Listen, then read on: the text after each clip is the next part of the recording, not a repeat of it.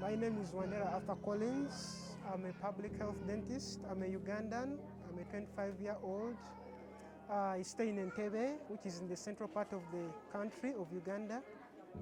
Yeah, and my village is from the the eastern part of Uganda. I always, when I was young, I had a passion of treating people basically from my childhood.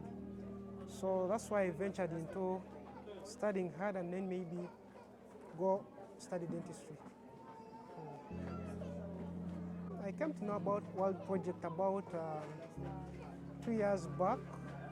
That's rather 3 years back, because this is 2015. That's in 2012. I had a problem and I lost one of my right leg. I had an above knee amputation. So a friend of mine told me write some letter to Rotary Club of Entebbe. Yeah, maybe they could help you out. So never know, but it wasn't promising. Just told, just write, never know what might happen. Then by coincidence, good enough, people from Worldproject were also around that same time in Entebbe. And they said maybe those people can help you out. And yeah, so they read my letter and they tried to get away of getting me an above knee prosthesis to help me my movements again, because by then I wasn't now walking, okay? I was using crutches, okay? Yeah, I just thank God was on my luck and they found out a prosthesis for me. I came to the medical camp. Basically, since I joined Worldproject, and Worldproject was coordinating camps in Uganda, so I tried to maybe give them an idea that since you're doing medical camps in Uganda, maybe we can try out also the dental camps as well, okay? So we planned for that. And yeah, so it was also a good thing because the Entebbe Grade A hospital, they were basically doing extractions and some people couldn't afford the fillings. When you told the patient, go do the fillings somewhere else, you would say, I don't have the money for the fillings because it's roughly more expensive than compared to an extraction. So they would prefer to do an extraction to a filling. The person would say, no, just pluck out the tooth, which was not so good. So the other thing, a few people, we managed to help out a few people. Basically, we gave priority to the students, strictly pupils from early learning, primary school in Entebbe. So those are the ones we gave most priority during that issue of the fillings, okay? And also some few adults around, yeah. The major problem, I would say, the major thing affecting them is caries, rampant caries, especially in the young kids, early childhood caries as well, and also caries in the elder people as well, okay? And also gum disease.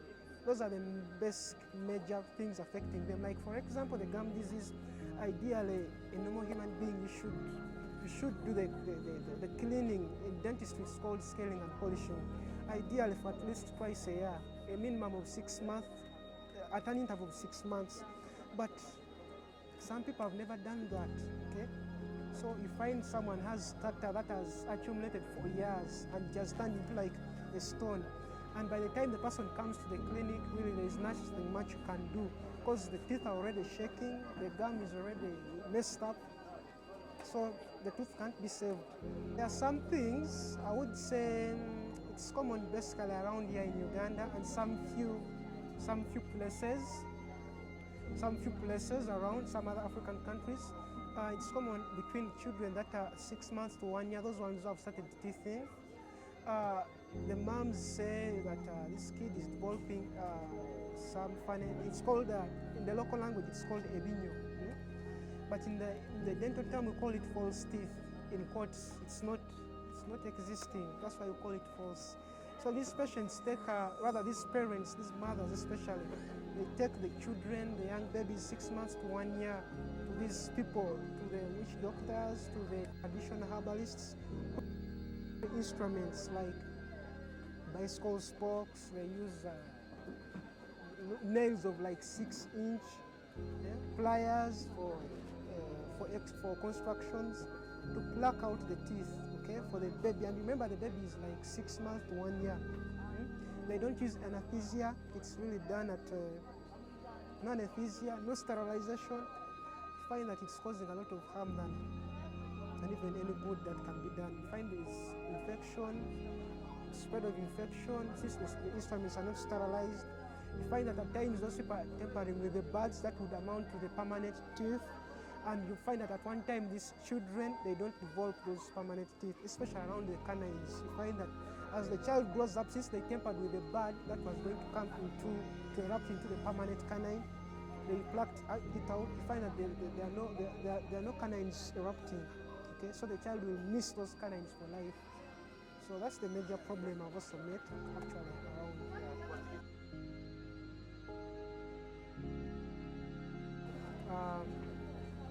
Hopefully go back and do some other course, maybe in dental technology, or if not, try out a solo career, okay? Start up my own maybe dental unit, kind of. Yeah, that's my future plan.